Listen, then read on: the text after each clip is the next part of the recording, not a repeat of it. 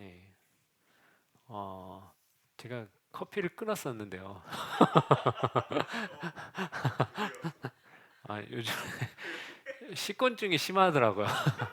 그래서 아, 먹으면 어떨까?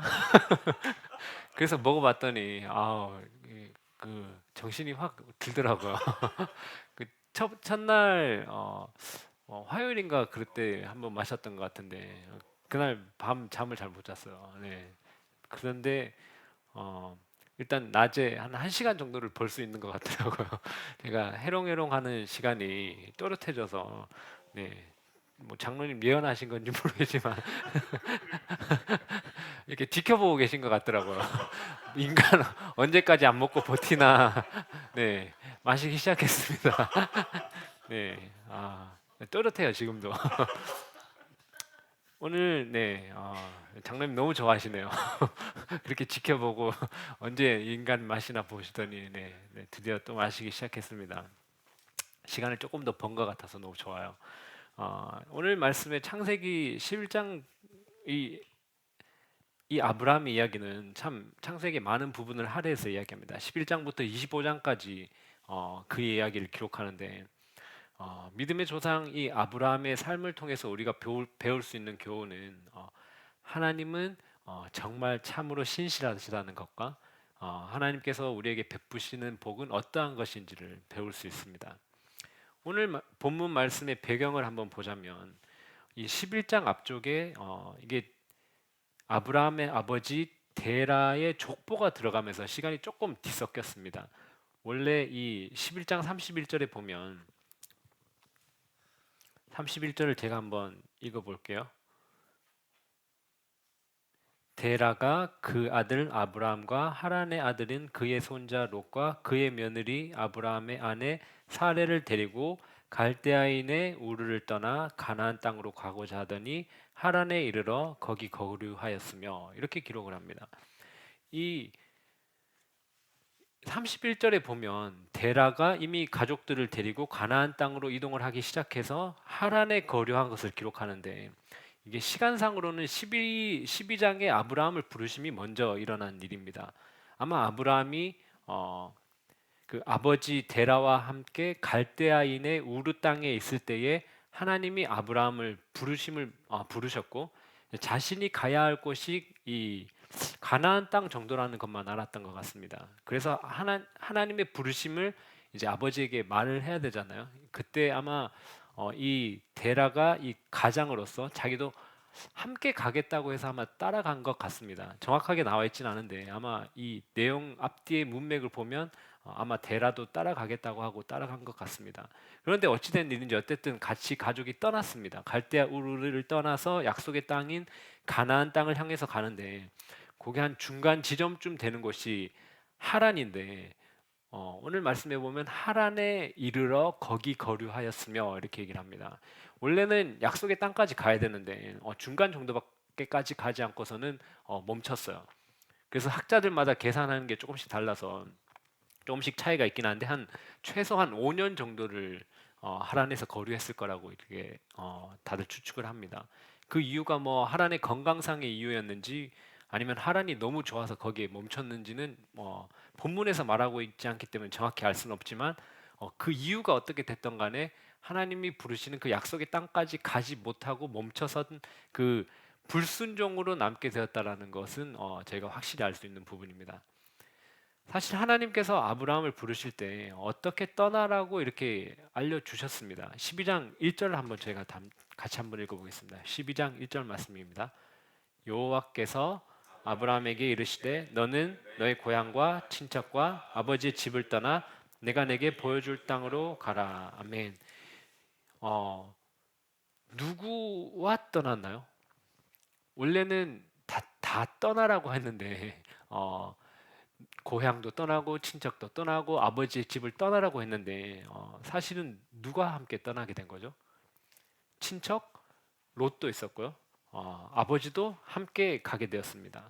처음에는 같이 이렇게 떠나기 시작했는데 오늘 말씀처럼 데라는 하란에서 죽게 되었고요. 나중에 롯도 이렇게 저희가 계속 큐티해 가면서 말씀을 묵상하다 보면 이제 롯도 이렇게 헤어지게 되잖아요.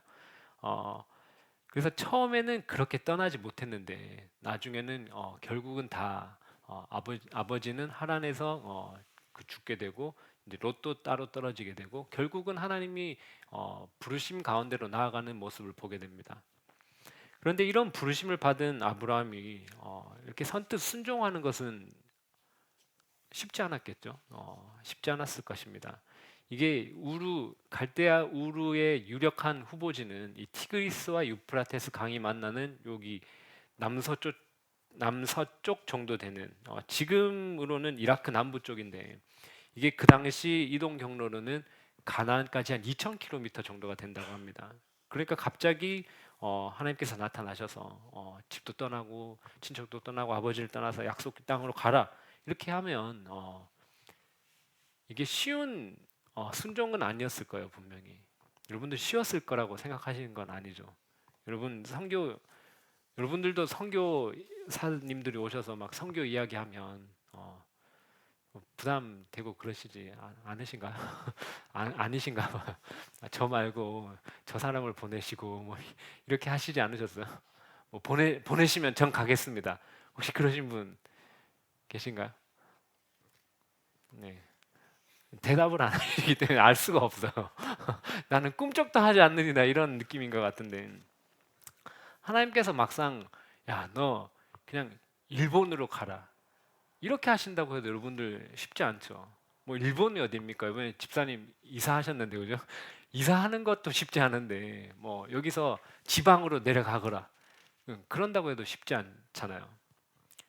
그런데 이 히브리서에서는 아브라함의 순종에 대해서 이렇게 얘기합니다. 히브리서 11장 말씀에 믿음으로 아브라함은 부르심을 받았을 때에 순종하여 장래의 유업으로 받을 땅에 나아갈새 갈 바를 알지 못하여 나아갔으며 믿음으로 갈 바를 알지 못하고 나아갔다고 기록을 합니다. 아브라함은 순종하여서 유업으로 받을 땅으로 계속해서 나아갔지만 그가 거기에서 무엇을 할지 어떻게 하면 살아갈지 그것을 전혀 모르고 나아갔다고 기록합니다. 무엇으로요? 믿음으로 그렇게 나아갔다고 얘기합니다. 이것이 가능한 것은 아브라함이 믿음이 좋았던 것도 있었지만 하나님께서 이 약속을 신실하게 지키시는 분이시기 때문에 이렇게 할 수 있었던 것이 더 큰 이유입니다. 저희가 아브라함을 믿음의 조상이라고 부르잖아요. 이 믿음의 조상이라는 것의 의미는 이 아브라함이 믿음이 엄청나게 좋았다라는 의미가 아니라 무슨 의미인가요? 하나님께서 사람을 부르시고 믿음으로 의에 이르게 한다는 그 계보가 아브라함으로부터 시작됐기 때문에 그가 믿음의 조상이라고 불리는 것입니다. 그러니까 이 믿음의 조상이라는 표현은 이 아브라함에게 우리가 초점을 맞추는 것이 아니라 하나님께서 이 아브라함을 시작으로 어떻게 연약한 인간을 부르시고 또 이 부르신 인간을 통해서 하나님의 약속을 어떻게 이뤄나가시는가에 우리의 초점을 맞춰야 됩니다. 저희가 앞으로 큐티를 해나가다 보면 이 아브라함이 얼마나 연약하고 실수가 많은 사람이었는지를 저희가 보게 될 것입니다. 아브라함이 아내 사라를 뭐라고 속였죠? 여동생이라고 속였죠. 그것도 몇 번이나요? 2번이나 속였습니다. 옆에 한번 보세요, 여러분. 이렇게 속였다면 저기 살아남아 있을 남편분들이 계실까요 지금? 아마 저는 이 자리에 있을 수 없을 거예요. 그런데 그걸 2번이나 했고요. 그리고 약속의 자녀 이삭을 기다리지 못해서 또 어떻게 했죠? 그의 그 여종 하갈을 통해서 이스마엘을 얻은 사건. 이러한 것들을 통해서 보면 이 아브라함이 얼마나 부족한 사람이었는지를 저희가 알 수 있습니다. 그럼에도 불구하고 하나님께서는 이 아브라함을 인도하시면서 약속을 신실하게 지켜나가십니다. 이렇게 우리가 하나님이 얼마나 신실하신 분이신지를 우리가 알게 되면 하나님께서 우리에게 가라고 하시는 그 길이 조금 막막해 보여도 갈 수 있습니다. 왜냐하면 우리가 보는 앞길은 분명히 우리 눈에 막막해 보이는데 옆에 보면 신실하신 하나님께서 우리와 함께 동행해 주고 계시고요. 그리고 뒤를 조금 돌아보시면 그래도 부족한 우리를 어떻게 하나님께서 인도해 오시는지를 저희가 볼 수 있기 때문입니다. 하나님께서는 신실하십니다. 여러분들 여기에 아멘이십니까? 하나님 너무나 신실하신 분이십니다. 하나님께서는 신실하신 적이 단 한 번도 없으신 분이십니다.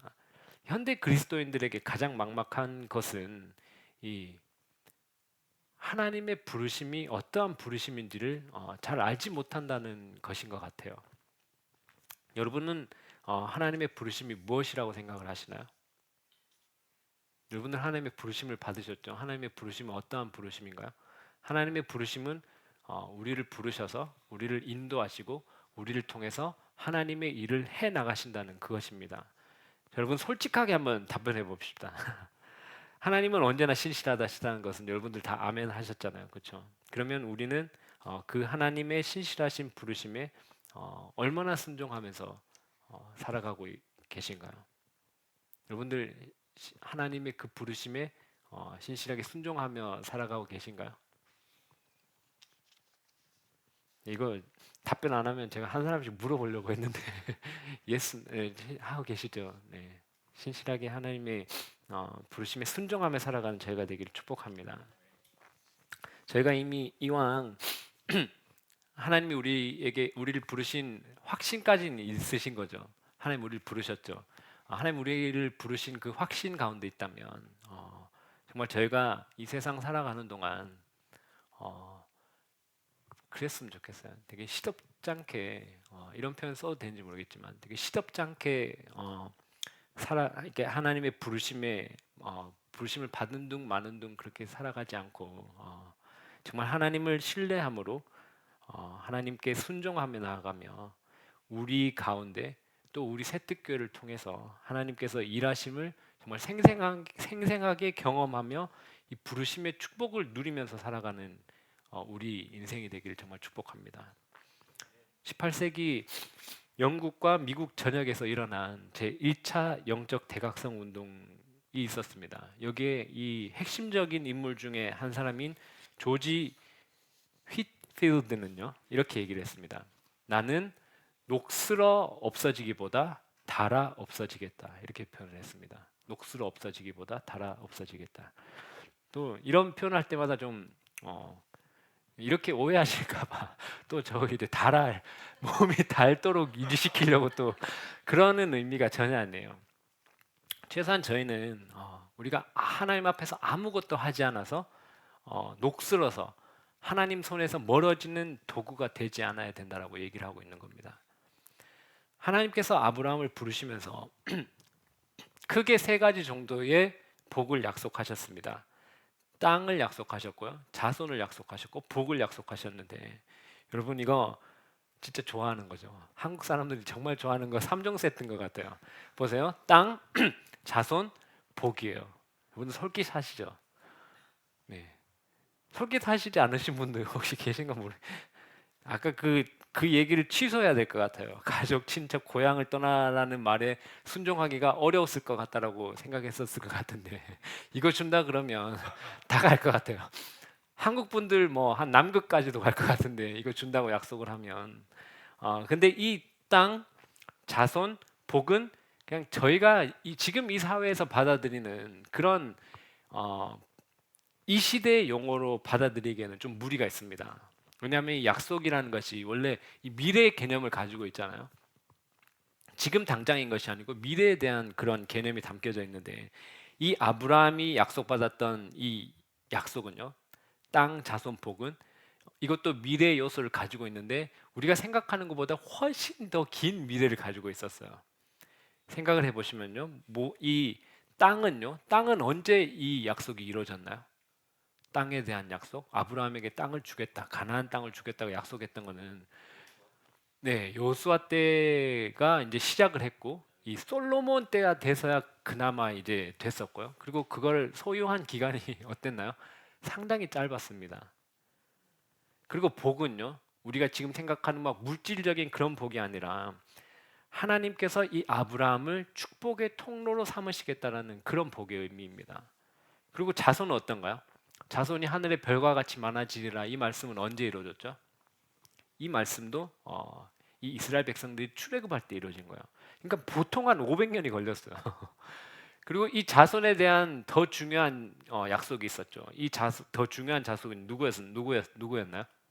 예수님인데요. 이 갈라디아서 3장 16절에 이렇게 기록합니다. 이 약속들은 아브라함과 그 자손에게 말씀하신 것인데 여럿을 가리켜 그 자손들이라 하지 아니하시고 오직 한 사람을 가리켜 내 자손이라 하셨으니 곧 그리스도라. 메시아가 그의 후손으로 올 것이라는 것이 이 자손에 대한 약속의 더 큰 핵심인데요. 이 약속은 무려 몇 년이 걸렸나요? 2000년이 걸렸습니다. 2000년.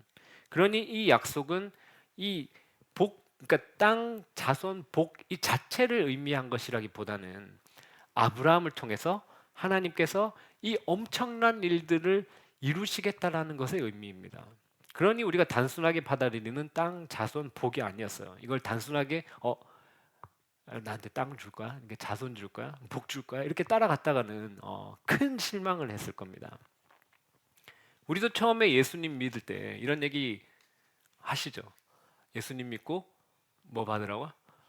복 받으세요. 이거 큰일 납니다. 이거 어떤 복인지 정확하게 얘기를 해주셔야 돼요. 이 복을 세상에서 말하는 복으로 받아들이면 큰일 나겠죠. 그래서 처음에 그렇게 받아들이면 어때요? 내가 예수 믿었는데 예수님 믿으면 내 사업도 잘 돼야 되는 거고, 내가 예수님 믿으면 내 자녀들도 잘 돼야 되는 거고, 사업도 번창하고 재물도 많이 들어와야 될 것 같은데 그런 기대를 했다가는 다들 뭘 돌려봤죠? 대부분 실망을 돌려봤죠. 아브라함의 인생에서도 살펴보듯이 하나님께서 그런 세상의 복을 주실 수도 있고 주시지 않을 수도 있습니다. 그런데 이것이 마치 세상적인 복을 줄 것처럼 얘기를 하면은 큰일 납니다. 그렇게 되면 어떻게 되죠? 이게 똑같다라고 생각을 하면 어떻게 됩니까?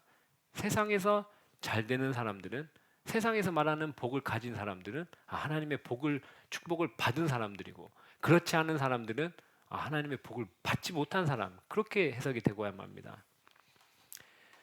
그리고 이 믿는 사람들조차 많이 놓치는 부분인데, 하나님이 주시는 복은 이 세상의 복들과 비교할 수가 없습니다. 하나님께서 주시는 복 중에 가장 큰 복이 영원한 생명입니다. 영원한 생명. 우리는 시간에 묶여 살아서 이 영원이라는 가치를 좀 인식하지 못할 때가 많은 것 같아요. 그래서 제가 이렇게 표현할 수 있는지 모르겠는데 한번 표현을 해보겠습니다. 자, 여러분들 머릿속에 사랑하는 사람을 한번 떠올려 보시기 바래요. 떠올리셨나요? 사랑하는 분? 그분과 함께 이제 정말 좋은 곳으로 여행을 갔어요. 여행지도 한번 떠올려 보세요. 어디로 가시겠어요? 가셨어요? 거기서 이제 그럼 이제 행복한 느낌이 드시나요?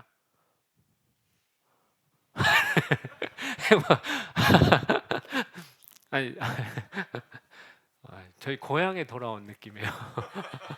저희 고향에서는 이런 표정 같은 걸로 아시죠? 표정 같은 걸로 얘기를 하지 않아요. 마치 그런 고향에 돌아온 고향의 마음을 느끼게 해주셔서 감사합니다. 어때요? 좀 행복하실까요? 하루 여행을 가신다면? 거기서 느끼는 그 가치를 행복 1이라고 표현해 볼게요. 자, 이제 반대입니다. 반대. 여러분들이 정말 테러리스트에게 잡혔어요. 테러리스트에게 잡혀서 이 불로 고문을 당했어요. 불로 고문을 당하는데 불로 고문을 당하는 그 1초의 시간을 고통 1이라고 칩시다. 그럼 여러분들 이제 이 행복의 가치와 이제 고통의 가치가 하나씩 있을 텐데요. 이거를 이제 결정하게 되는 것은 무엇에 비례를 할까요? 제가 시간에 비례를 해요. 시간에. 여러분들 그 시간이 길어지면 근데 이건 장담할 수가 없어. 아까 표정이 어두웠거든요. 행복한 사람과 여행 가는 게 길어지면 이건 실패했어요. 가정할게요. 그게 행복하다고 쳐요. 그러면 시간이 길어질수록 여러분들의 행복도 계속 커지겠죠. 그리고 반대로 고문을 받는 시간이 길어지면 길어질수록 여러분은 어떤가요? 그 고통은 점점 커지겠죠. 그럼 여러분들이 예수님께서 다시 오실 때에 새하늘과 새 땅에서 누리는 그 행복은 어떻게 결정이 되나요? 여러분들 영원한 시간에 곱해야 되겠죠. 그 반대로 영원한 꺼지지 않는 불에 빠지게 된 자들의 고통은 어떤가요? 그 고통이 영원할 것입니다. 사랑하는 새댁교회 가족 여러분, 이 세상 사람들이 추구하는 것들 있잖아요. 다 잘 아시잖아요. 아파트, 뭐 집, 자동차, 명품, 좋은 음식들 이런 것들은 이 세상에 속한 것들은 이 세상이 없어질 때에 모두 함께 없어지고 말 순간적인 것들입니다. 우리는 하나님께서 베푸신 그 영원한 복에 소망을 두고 살아가시길 축복합니다. 세상의 관점에서 말하는 복을 이 하나님께서 주시는 복과 혼동해서 사용하거나 착각하시는 분들이 빠지기 쉬운 함정이 있어. 어떤 함정이 빠지기 쉽냐면 이걸 이용하는 사람들이 있거든요. 이용하는 사람들이 어떤 사람들이냐면 이 세상적인 복의 관점을 이용해서 이 자기 배를 불리는 사람들이 있어요. 이게 저는 가짜 목사라고 표현하는 게 맞는 것 같아요. 이 번영 신학을 주장하는 자들인데요.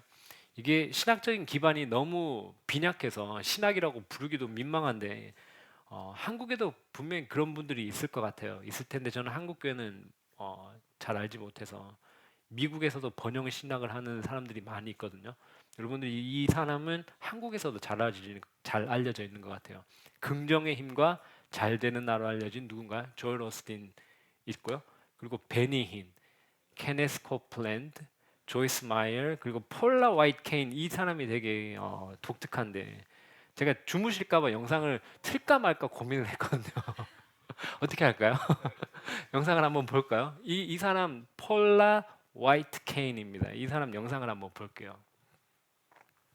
And I believe that when you honor God on Passover, starting on April 12th at sundown through Good Friday on the 18th and concluding on Easter Sunday, you can receive these 7 supernatural blessings for you and your house. According to Exodus 23, God will assign an angel to you. He'll be an enemy to your enemies. He'll give you prosperity. He'll take sickness away from you. He will give you long life. He'll bring increase in inheritance, and he'll give a special year of blessing. You're not doing this to get something, but you're doing it in honor to God, realizing what you can receive. For your special Passover offering of $1,000 or more as the Holy Spirit leads, you will also receive the beautiful 10-inch Waterford Crystal Cross. Don't miss your moment to release 7 supernatural blessings and provision into your life. 제가 살다 6월절 특별헌금은 처음 들었어요. 근데 이 사람이 누군지 알면 상당히 놀라실 거예요. 이 영상이 언제적 영상 같나요? 작년 영상이에요. 작년 영상인데 저는 너무 어이가 없어서 6월절 특별헌금. 근데 이 사람이 어떤 사람이냐면 원래 미국에서는 조지 부시 정부 때 이 종교 단체가 이 정부의 후원에서 이 지원에서 배제되지 않도록 설치한 부서가 있습니다. 그게 이름이 조금씩 바뀌긴 했는데 지금 트럼프 정부에서는 이름이 이게 한국어로 바로 직역하면 좀 어색하긴 해요. 백악관 믿음 기회 부서 이렇게 돼요. 근데 트럼프 행정부 이 1기, 2기에서 이 사람이 수장이었어요. 지금도 수장이에요. 이 트럼프의 영적 조언자 역할을 하고 있다는데 저는 정말 너무 어이가 없었거든요. 똑같아요. 이 번영 신약을 하는 사람들이 교묘하고 그럴싸하게 말하지만 핵심은 이거예요. 핵심은 뭐예요? 하나님께 바치면 뭐라고요? 더 큰 복으로 받는. 아니 따라하실 필요 없어요. 이거 맞지 않는 신학이에요.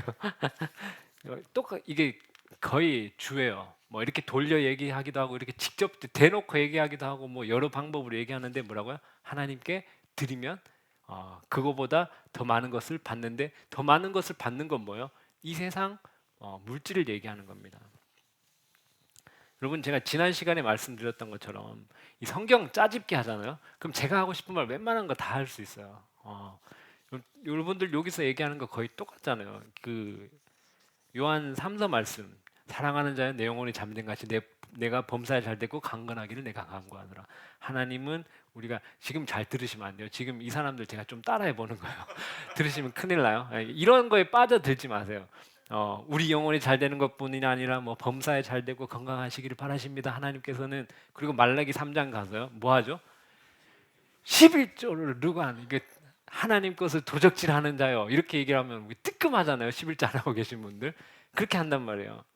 그런데 그래서 이거 뜨끔해서 아까 거기 전화해서 $1,000 냈어요.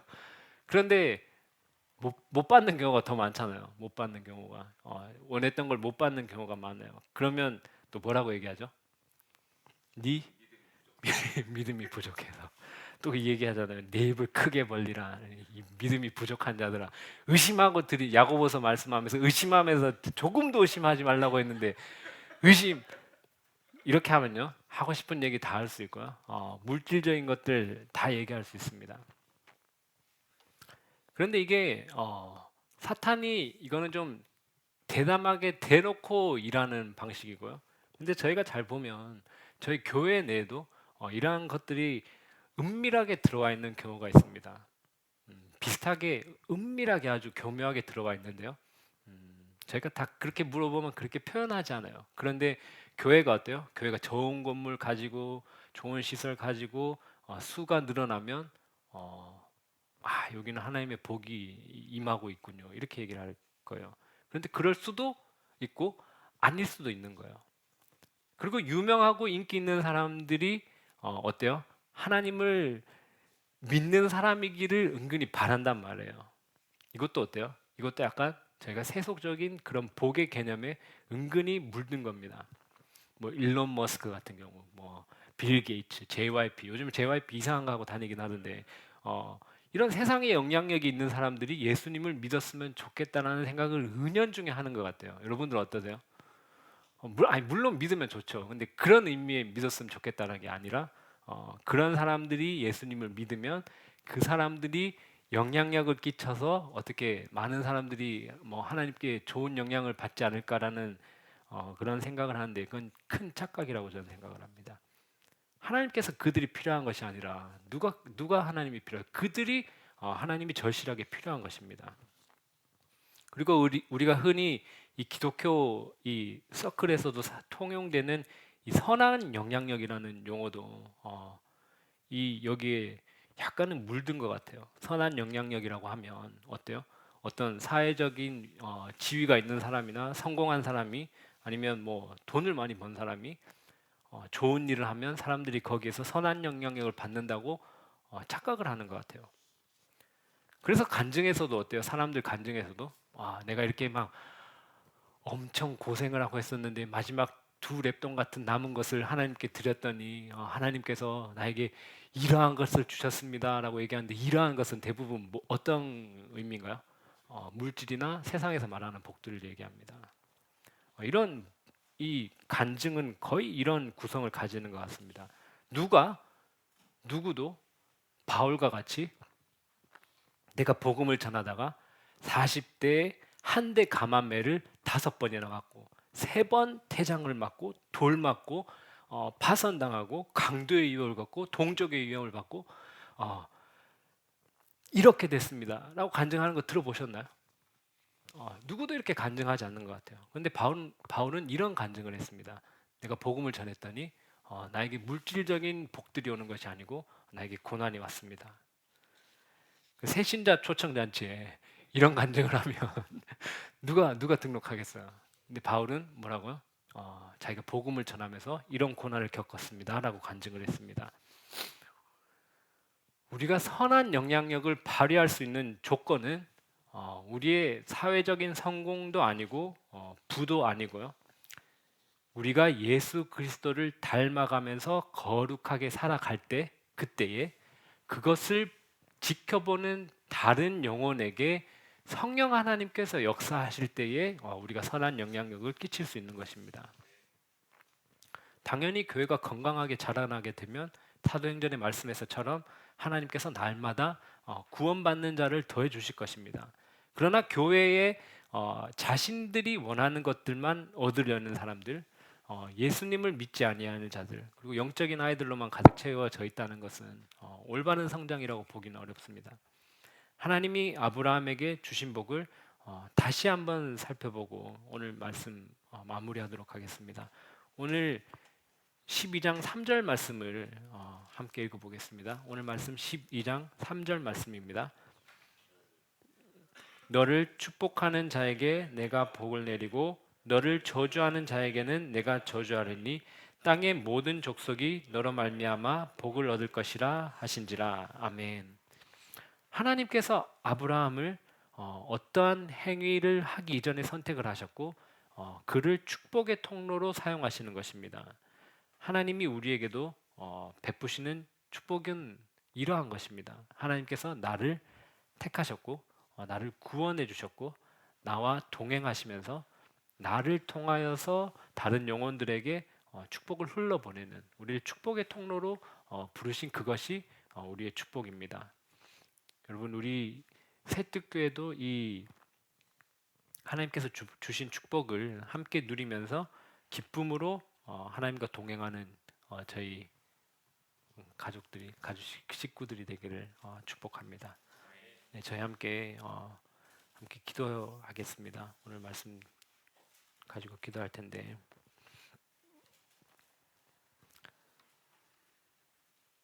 하나님께서 우리를 부르신 목적은 우리가 이 땅에서 잘 먹고 저희가 잘 살기 위함이 아니라 우리를 부르셨고 예수 그리스도의 형상을 닮아가게 하시고 우리의 모습을 통하여서 세상의 그리스도의 형상을 드러내면서 살아가도록 우리를 부르셨습니다.